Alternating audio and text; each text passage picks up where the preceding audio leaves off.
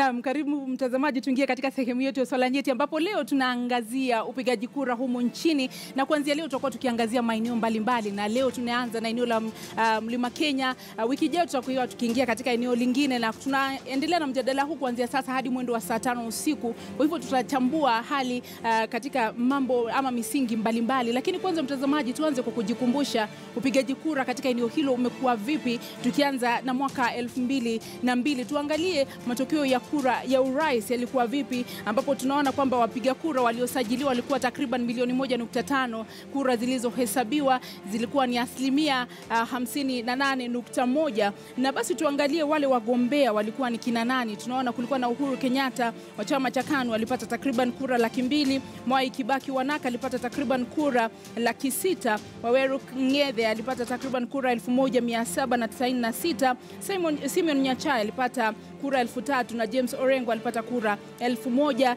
Jumla tunaona kwamba kulikuwa na takriban kura 900,000 ambazo ziliidhinishwa na tume ya uchaguzi. Tukiangalia uchaguzi wa mwaka 2007 mtazamaji, tunaona wapiga kura waliosajiliwa walikuwa takriban milioni 2.1 katika eneo la kati, na kwa wagombea tunaona Mwai Kibaki wa PNU alipata 97.4 ya kura. Raila Odinga wa ODM alipata 1.9 za kura katika eneo hilo. Kalonzo Musyoka wa ODM Kenya alipata 0.7 katika eneo la kati.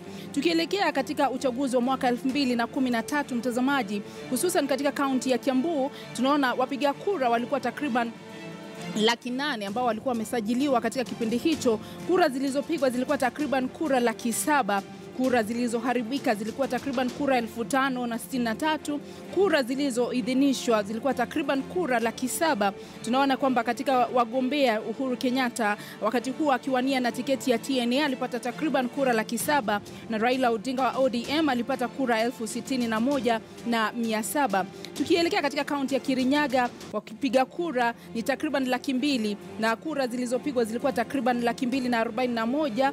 Kura zilizoharibika zilikuwa 1,667. Kura zilizoidhinishwa zilikuwa takriban kura 200,000. Mgombea Uhuru Kenyatta wa TNA alipata takriban kura 231,000. Raila Odinga wa ODM 3,471. Katika kaunti ya Murang'a tunaona wapiga kura waliosajiliwa ni 400,000. Kura zilizopigwa ni 423. Kura zilizoharibika ni 2,000. Kura zilizoidhinishwa ni takriban kura 421. Mgombea urais wa TNA Uhuru Kenyatta alipata kura 400,000 na Raila Odinga wa ODM kura 10,000. Nyandarua tunaona wapiga kura waliosajiliwa ni takriban 255,000, na tunaona kura zilizopigwa ni takriban 239,000. Kura zilizoharibika ni 1,772. Kura zilizoidhinishwa ni 237,000. Mgombea wa TNA Uhuru Kenyatta alipata takriban kura 200,808. Raila Odinga wa ODM 2,000. Tukimalizia katika kaunti ya Nyeri tunaona wapiga kura 356 ndio waliosajiliwa. Kura zilizopigwa ni 331. Kura zilizoharibika ni 2,000. Kura zilizoidhinishwa ni 300,000. Mgombea wa TNA Uhuru Kenyatta alipata takriban kura 300,000. Raila Odinga wa ODM alipata kura 5,000. Na ndiposa mtazamaji, tunajadili swala hili tukitaka kutathmini upigaji kura katika eneo la kati, tukiuliza huwa wanapiga kura katika misingi gani, huwa wanachagua watu katika misingi gani, na wao kupigia nani kura. Na tunataka kuangalia haya kwa kuangazia historia. Leo studioni tuko naye mbunge maalum Isaac Mwaura na Daktari Peter Ndhiga ambaye ni mjuzi wa masuala ya siasa na uongozi. Karibuni sana kwenye taarifa zetu za jukwaa la KTN. Asante sana. Nianze nawe mheshimiwa, kwa sababu wewe ni mzaliwa wa eneo hilo, ama wewe umezaliwa katika maeneo gani yani? Mimi ni mzaliwa wa eneo hilo, Kiambu hususan. Naam. Na umekuwa katika siasa kwa kipindi gani? Kwa muda mrefu, kufuatilia kwa miaka mingi, lakini nimejitosa katika ulingo wa kisiasa zaidi ya miaka 10 sasa hivi. Kwa hiyo nimekuwa kwa muda mrefu. Ndhiga, pia wewe umezaliwa maeneo gani? Mimi pia ni mzaliwa wa maeneo ya Mlima Kenya, sehemu ya Tharaka Nithi County. Ndio. Na umekuwa ukifuatilia siasa kwa kipindi kirefu kwa sababu wewe ni msomi pia na mjuzi wa masuala ya uongozi, sivyo? Nimefuatilia kwa muda, na Subainda ni vyema tuelewe kwamba Wakenya hawangeelewa vile watu wa Mlima Kenya wanapiga kura mpaka mwaka wa 1992. Sababu pale mbeleni yule mwanzilishi wa taifa Baba Jomo Kenyatta kura zilipopigwa 1963 mwezi wa April, inaitwa pre-independence elections. Sasa hapo kura zingine zikapiwa 1969. Na unajua pale wakati huo hata Kenyatta hakuwa anapigiwa kura sababu halikuwa anaingia bila kupingwa. Na tukaona kipindi kirefu sana cha miaka 24 cha Mheshimiwa Rais Arap Moi ambaye pia hakuwa anapigiwa kura hasa sababu hakuwa na upinzani. Kwa hivyo watu wa Mlima Kenya hawakujulikana hasa kwa mlengo wa kirais wangepiga kura kivipi. Mpaka mwaka wa 1992 tulipoanza mambo ya upigaji kura wa muundo wa vyama vingi. Hapo ndio walijulikana hasa. Na nini ambacho kilichangia hilo? Isaac Mwaura, ukiangazia historia, daktari ametueleza hawakujua kuhusu mrengo wa kisiasa hadi mwaka 1992. Unadhani kwa nini? Nafikiri ningependa kutofautiana na daktari kidogo. Kwa sababu ukirudi katika uasisi wa siasa zetu hapa Kenya, utakuja kuona kwamba chama cha KANU kilikuwa cha makabila yale makubwa na chama cha KADU kikawa cha makabila yale madogo. Kwa hiyo hata wakati tulikuwa tunakwenda katika kuanzilisha hili taifa baada ya ukoloni, baada ya uhuru, utaona kwamba watu walijiunga. Ndio unakuta kwamba kwa mfano Jaramogi Oginga na Raila Odinga, Wajaluo na Wakikuyu walikuwa walipiga kura kwa pamoja. Mambo yamebadilika sana tangu wakati ule, na nafikiri hakukuwa na vyama vingi vya kisiasa baada ya ule uchaguzi uliotendeka kati ya KPU na KANU. Na wakati KADU ilishaingia katika KADU kaingia katika KANU. Kwa hiyo ndo sasa baada ya kubadilisha kwa kile kipengele cha 2A na tukawa sasa tuna vyama vingi vya kisiasa. Na unaona kwamba kwa mfano ukitathmini vile ambavyo Daniel Arap Moi alipigwa kura mwaka ule, na Mwai Kibaki na Matiba, ni jambo ambalo ni la kushangaza sana. Na nafikiri kama takwimu zile ambazo umeorodhesha zingelianza mwaka wa 92. Kwa sababu utakuta kwa mfano kama Matiba aliwahi kupigiwa kura na alipata zaidi ya kura 1600 kutoka kwa upande wa Western. Kwa sababu ya Secretary General wake ambaye anaitwa Martin Shikuku. Kwa hiyo imekuwa ni njia ambayo tunaweza kuangazia tuone hususan kivipi watu wanajieleza kupitia kupiga kura. Na ndipo sasa tunataka pia kwa kuangazia hii historia, ni vipi ambavyo watu walikuwa wakipiga kura kwa kuangazia nini katika kipindi hicho cha nyuma? Je, walikuwa wakiangazia chama, walikuwa wakiangazia kabila, walikuwa wakiangazia mtu binafsi, au nini ambacho kilikuwa kiwasukuma kabla ya mambo kubadilika baadaye jinsi ambavyo unatueleza daktari? Subainda, tunazungumzia hasa watu wa eneo la Mlima Kenya. Mlima Kenya ndio nasema hivi sababu kabla ya 1992 hakuna uchaguzi hasa wa urais ulifanywa sana. Kwa hivyo ndio bado na insist kwamba Mlima Kenya hawakuelewekwa vizuri mwegemeo wao kwa urais. Hata ingawa kwa vyama walikuwa wanaegemea chama kile ambao kuna ushikaji mkubwa sana kwa ulengo wa Mlima Kenya. Walipiga kura kivipi kuanzia 1992? Watu wa Mlima Kenya wanapigia watu wao kura. Kwa sababu gani? Kwa sababu ya ule utajiri ambao wamesanya, tunaweza kusema they have amassed their own wealth kwa njia zao zile zenyewe za hali yao ya utendaji kazi. Kile kinaeleza vile watapiga kura ni wanataka yule mtu atakuja alide ule utajiri wao, wanataka hiyo economic security. Na ndipo unaona 1992 walipigia Matiba kura sana, hata ingawa Moi aliyeibuka mshindi. 1997 pia wakapiga kura, wakapigia Kibaki kura nyingi sana, hata ingawa Moi akaibuka tena mshindi, akaongoza taifa. Mwaka wa 2002 sasa hapo kukapigwa kura kubwa sana, nyingi sana, kuondoa ule mfumo wa KANU sasa. Lakini hasa ukiangalia kindani kile kina inform watu wa Mlima Kenya vile watapiga kura, hiyo miaka yote wamepiga kura ya kiurais, wamepigia mtu wao. Na ni kwa sababu gani? Sababu wako na mali, wako na zera zao, wangetaka mtu akuja azirinde ili waweze kuendelesha ekonomi yao mbele. Hiyo ni fakta moja, hata ingawa kunaweza kuwa pia na misukumo mingine. Mheshimiwa Mwaura, je, kwa maoni yako unadhani, kwa sababu umetueleza Matiba ndio walimpigia kura lakini ushindi ukanyakuliwa na rais mstaafu Daniel Arap Moi, je, ni kwamba Wakikuyu hawakumchagua Daniel Moi au hawakumpendelea kuingia katika uongozi? Na iwapo hilo ni kweli, ilikuwa ni kwa sababu gani? Ukiangalia takwimu utakuta kwamba mwaka wa 97 Rais Moi aliweza kupata kura 54,000 kutoka eneo zima la la Mlima Kenya. Na niseme kwamba kwangu mimi ningelipenda kutizamia mambo haya kwa kutofauti kidogo. Mwaka wa 92 ulikuwa ni mwaka mfumo wa vyama vingi. Na hata kama Matiba alikuwa nambari ya pili, kumbuka tulikuwa na pia Mwai Kibaki ambaye pia ametoka upande wa Nyeri. Na Mwai Kibaki alipigiwa kura nyingi sana na watu wa Nyeri na Meru. Unaona? Na ikifika mwaka wa 97, kwa hivyo mwaka wa 92 kile ambacho kilikuweko cha muhimu cha watu wa Mlima Kenya ni mambo ya vyama vingi. Mwaka wa 97 kile ambacho kilikuwa juu zaidi ni mambo ya reforms, mabadiliko. Utakumbuka wakati wa 77 na 88 na kadhalika. No reforms, no elections. Unakumbuka wakati ule akina Jehu Katabaki na watu kama hawa kina Paul Mwite. Na baada ya hapo mwaka wa 2002 ilikuwa ni mambo ya kuondoa KANU kwenye madaraka, kwa sababu tayari vipengele vya katiba vilikuwa vimebadilishwa na ikawa kwamba mstaafu Rais Moi hangaliweza kugombea tena. Na pia hapo unaona kuna tofauti zibaina, kwa sababu wagombea tanzu wawili walikuwa ni wote kutoka Mlima Kenya. Kulikuwa na Uhuru Kenyatta na KANU na kulikuwa na Mwai Kibaki. Kwa hiyo ukiangalia utapata kwamba Mwai Kibaki, rais mstaafu, alipata 70% ya kura kutoka Mlima Kenya, na Mheshimiwa Rais Uhuru Kenyatta alipata 30%. Unaona? Kwa hiyo ikumbukwe, ni vizuri pia kusema, ikumbukwe katika chaguzi zote ambazo tumekuwa nazo, idadi kubwa ya wagombeaji wa urais wanatoka katika jamii ya Mlima Kenya.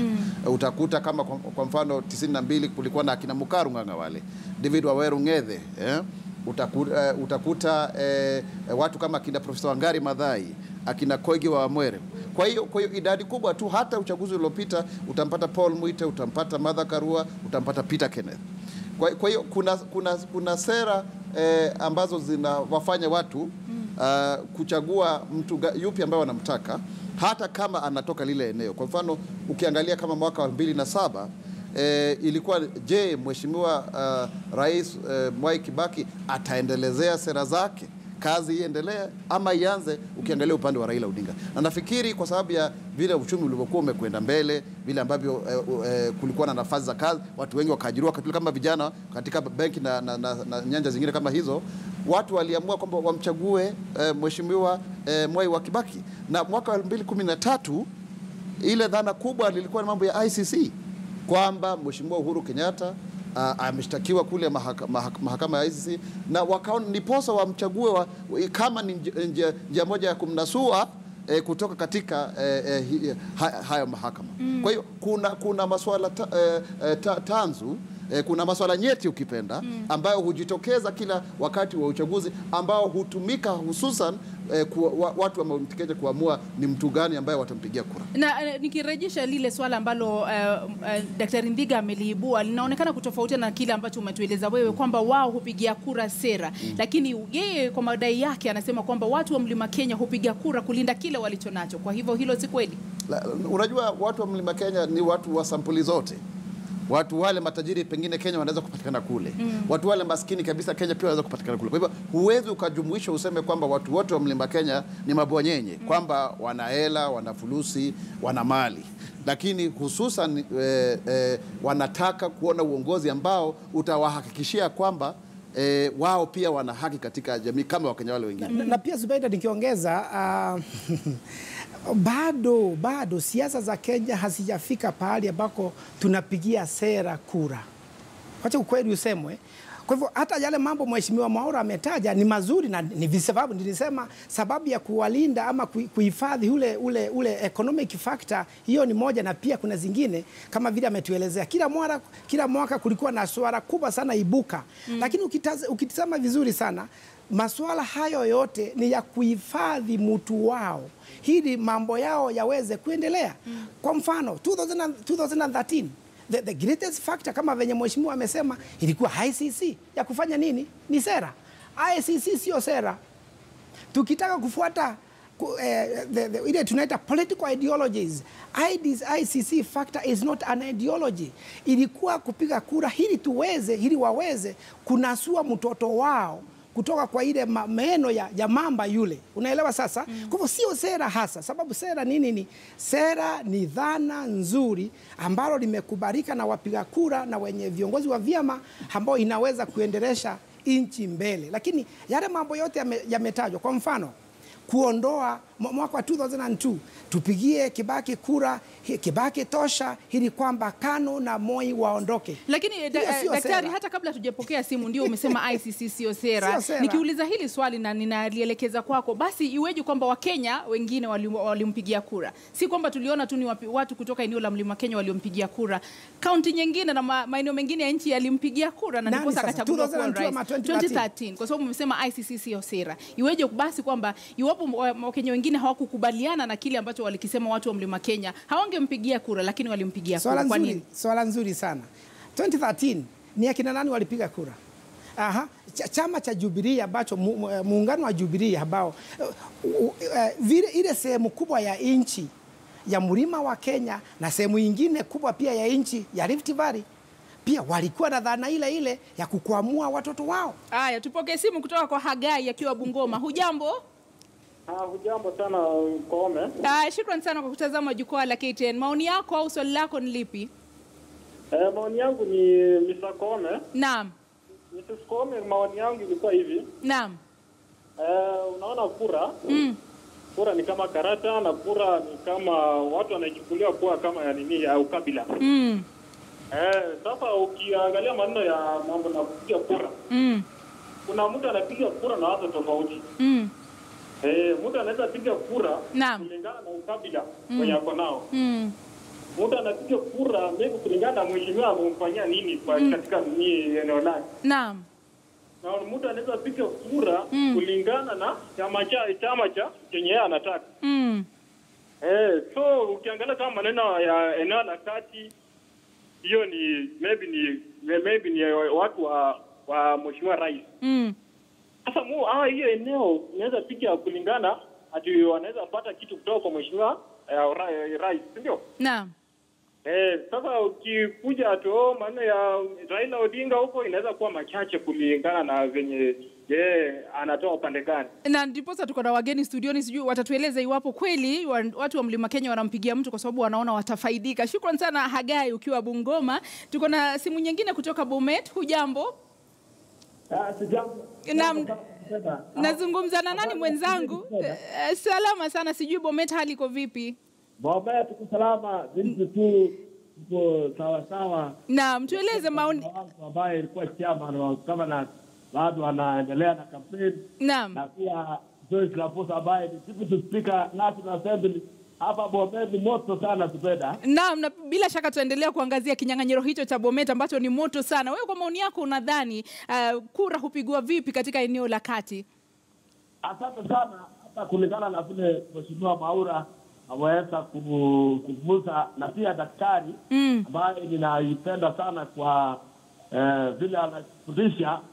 Kweli watu wa eneo la kati wanapiga kura kulingana na kuliona historia yao. Kulingana na nini tafadhali? Kura kulingana na mtu wao. Naam. Hata saa hii vile tumekutana kama Bonde la Ufa na ya kati ni mambo ya ICC vile alisema. Sisi tuliweza kukaa chini, wakasema lazima tukue pamoja ili waweze kujinatua kutoka ile jambo la ICC. Na umeona kwamba kweli hata kwa miaka mingi sisi watu wa eneo la Bonde la Ufa na watu wakati tumekuwa na vita kila mara. Na 1992 tulikuwa na vita ya ukabila kati ya Wakikuyu na Wakalenjin. Na walipokuwa kukutana pamoja hao wameweza kusima hiyo kitu. Lakini watu wa eneo la kati vile tunawajua ni kwamba hata saa hii wametuahidi kwamba 2020 watakupatia kuwa urais, lakini sijui hatuna uhakika kwa sababu vile wamepiga kura hapo awali ni kwamba wanapiga kura kulingana na mtu wao. Naam. Nauliza Mheshimiwa Maura, je, hii wakati ambayo tunaenda hiyo ahadi kweli mlitupatia? Naam. Tangana ama kudanganya naibu wetu wa rais. Naam. Asante sana ukiwa eneo la Bometa. Shukrani sana kwa maoni hayo, na umeona mheshimiwa, mbona unasikitika ama ulikuwa unawazia hilo swala ambalo amelieleza? Kwa sababu tunapoangalia hata kwa lile swali ambalo tumeuliza mtandaoni, tumeuliza wewe huangalia nini unapopiga kura kumchagua kiongozi? 16% wanasema ni kabila lake, 67% wanasema ni sera zake, 13% wanasema ni chama, na 4% wanasema ni pesa. Lakini kwa wale watazamaji wawili tuliowapokea kutoka maeneo ya Bungoma na Bomet, wanahisi kwamba watu wa Mlima Kenya hamuwezi kumchagua mtu kutoka eneo lingine, mnamchagua tu mtu kwa sababu kama kwa mfano Uhuru Kenyatta, Mwai Kibaki, mnaona kwamba atalinda ama atawalinda ama mtafaidika kwa sababu nyinyi ni watu wake. Ni kweli?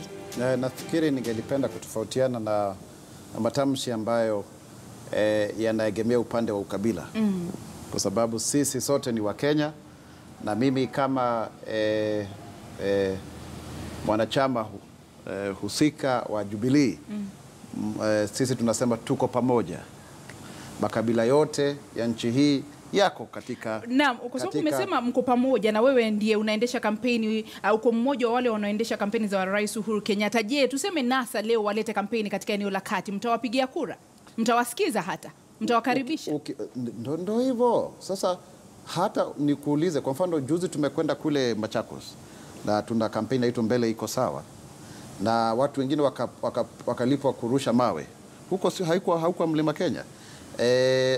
Raila mwenyewe amekuja mara nyingi kule Central Kenya. Mimi mwenyewe nimekuwa katika chama cha ODM. Na alikuja juzi na hata hakutambuliwa. Unajua hilo swala bado watu wanaliuliza, ni vipi iwapo kweli mko pamoja, iwapo nia yenu ni kutangamanisha taifa, mbona hakutambuliwa? Zubeida, nipe nafasi nijibu tafadhali.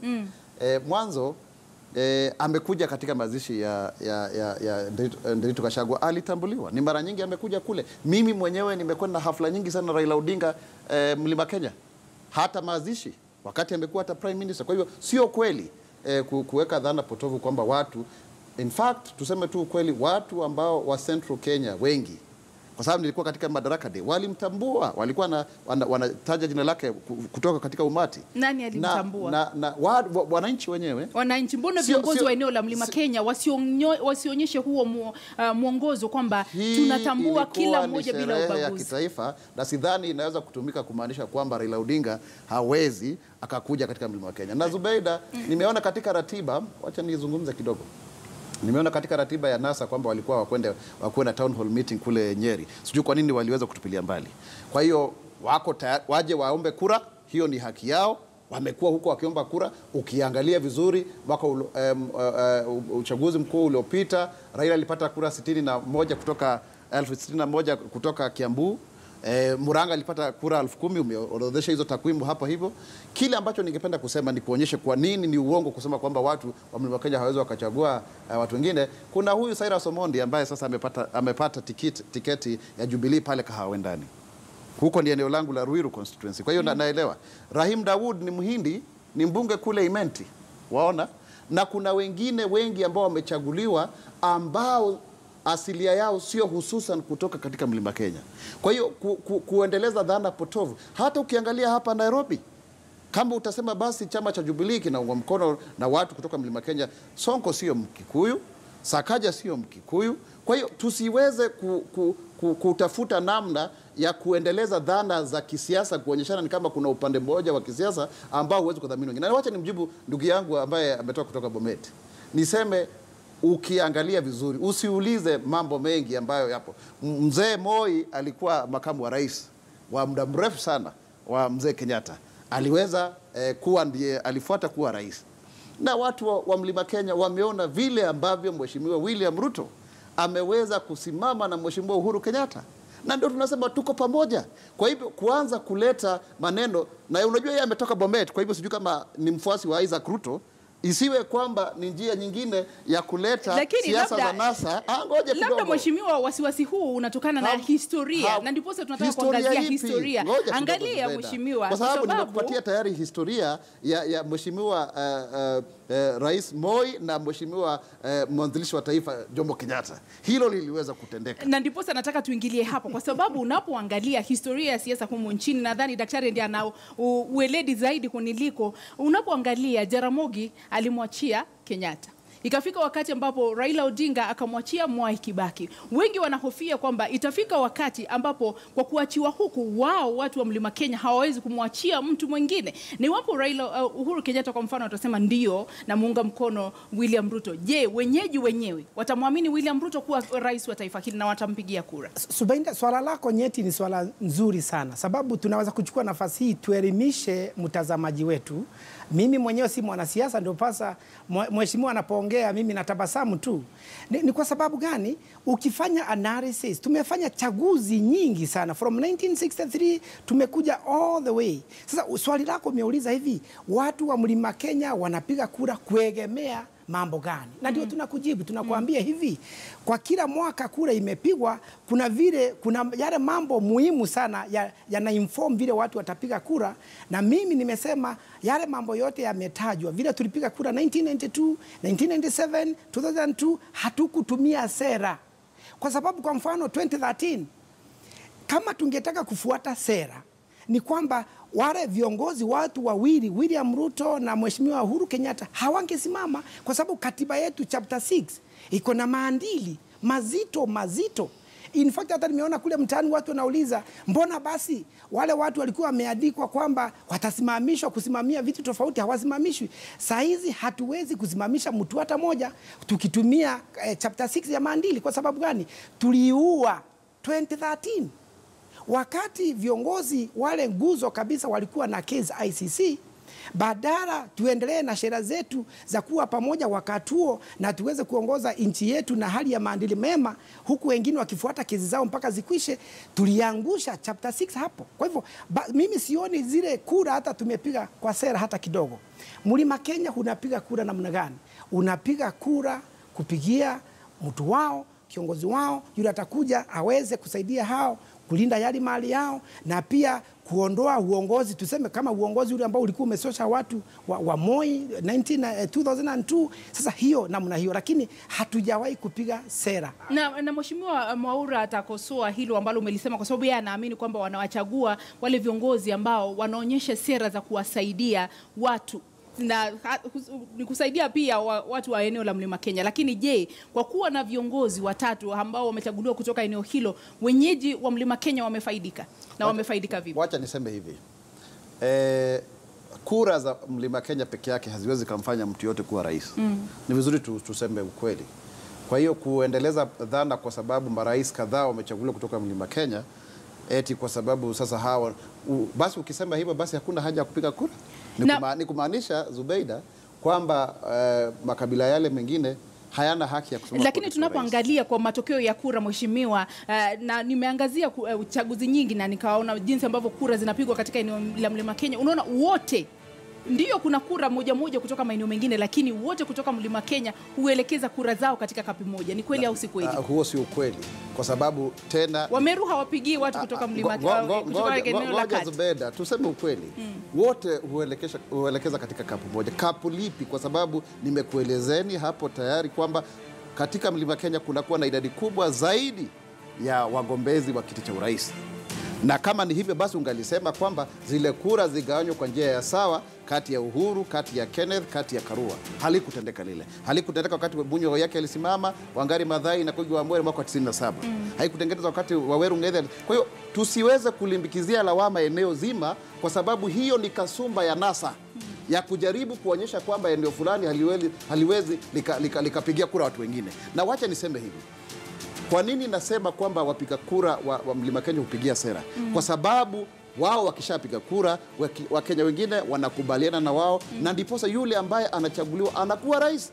Na kama hiyo si ukweli, basi utaona kwa mfano wakati watu wa Mlima Kenya walikuwa wanapiga kura yule ambaye pengine walikuwa wanamdhamini, Wakenya wengine walifikiri Mheshimiwa Rais Moi ndiye alikuwa anafaa na akawa kuwa rais. Kwa hivyo isiwe ni kisingizio kwamba kwa sababu kiongozi wa taifa ametoka katika eneo fulani unaweza kusema watu wale hawana haki ya kupigia kura yule kiongozi kwa sababu tu wanaangalia misingi ya kikabila. Ukweli ni kwamba fauka ya kuwa kwamba kuna uhusiano wa kimaeneo ni muhimu. Watu wanaangalia ni mtu gani ambaye atatusongeshea hii Kenya mbele, na nafikiri ningependa sana kupongeza watu wa Mlima Kenya, na vivyo hivyo ikifika mwaka mwingine ambao pengine hakutakuwa na kiongozi tanzu kutoka lile eneo, na waone kwamba sera zake zishagonga ndipo, basi pia watampigia kura.